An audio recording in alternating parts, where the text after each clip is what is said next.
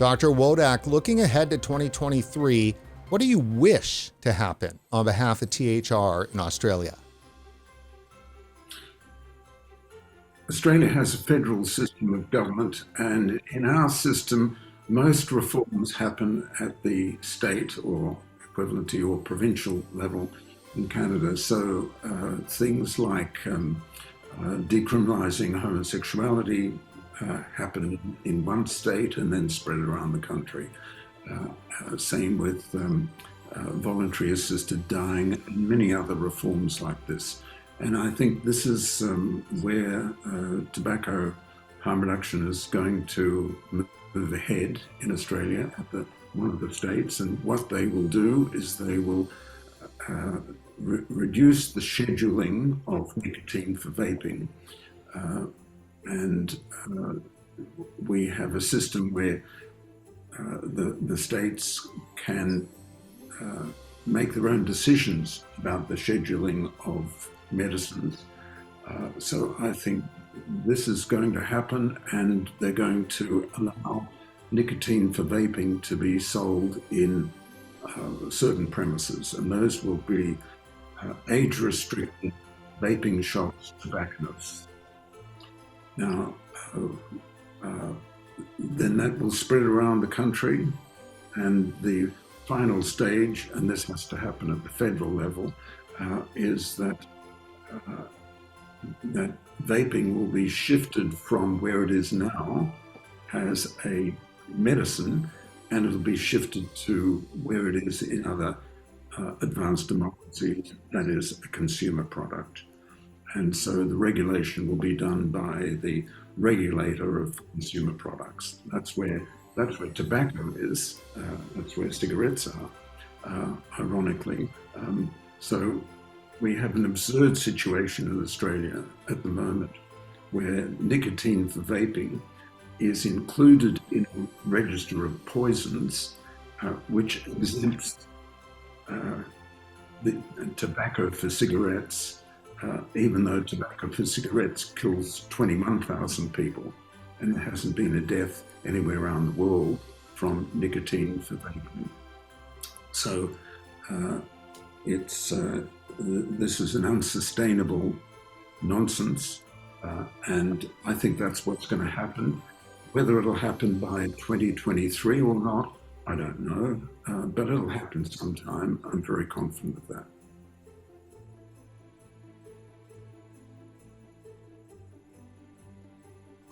Jeffrey, looking ahead to 2023, what do you wish for on behalf of THR?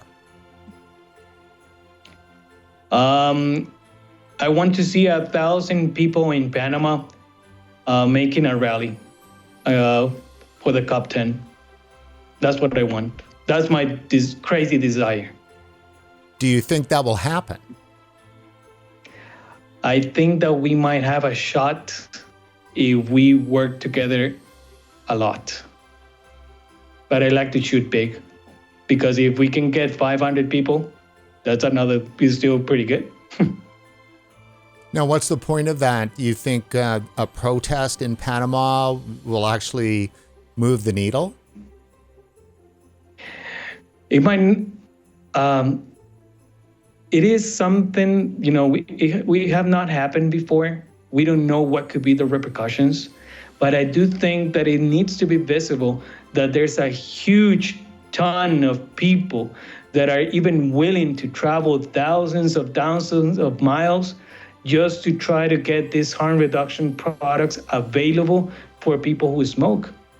So if that is not newsworthy, if that is not to bring empathy to the movement and to show visibility of, all the things that we're dedicated or that we are willing to do in order to bring opportunities to people, I think it's worth it to give it a shot. So what could be the worst case scenario then, if that doesn't happen?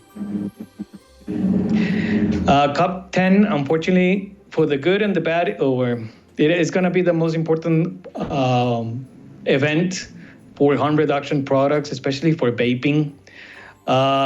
We're going to see a lot of push from Bloomberg-funded entities trying to ban these products, over-regulate them, and even make the advice for countries that have not regulated them to prohibit completely on their countries, or even to make pretty much impossible for people to access them.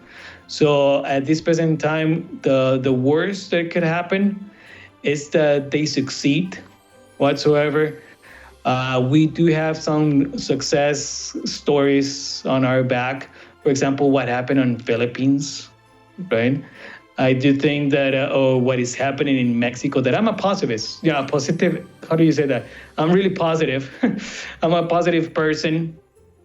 And I do think that things are changing. I do think that Mexico, for example, is going to be able to regulate them either now or as soon as the president of Mexico leaves the office, right? I do think that there's so much people working on this, trying to get this regulate, to the moment that they're calling senators and people of the government are calling the Ministry of Health, the Subsecretary of Health. They're calling it because they don't understand why this product is banned, if it is anti-constitutional to ban it.